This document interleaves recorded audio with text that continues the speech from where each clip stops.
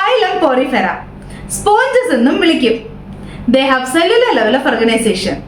അവര് എസിമെട്രിക്കൽ ആണ് and some are radially symmetrical. Acoelomate ആണ്, അവർക്കൊരു ബോഡി ക്യാവിറ്റി ഒന്നും ഇല്ല. They are aquatic organisms and mostly marine conditions-ലാണ് കാണപ്പെടാറ്. Few freshwater forms-ഉം ഉണ്ട്. They reproduce both by asexual as well as sexual means. Asexually they reproduce by fragmentation. And they are hermaphrodites, that is both male and female sex organs are present in a single organism.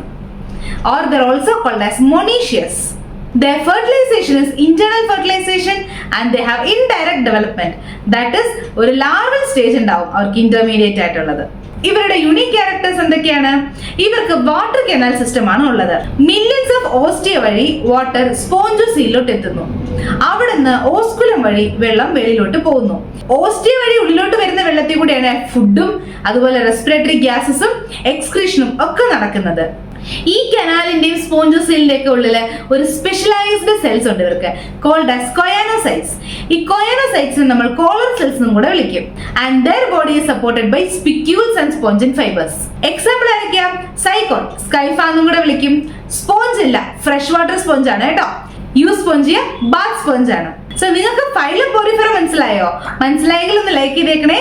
പിന്നെ വേറെ NEET concepts വീഡിയോസിനായി subscribe ചെയ്തേക്കാം. See you with another neat concept. Bye bye.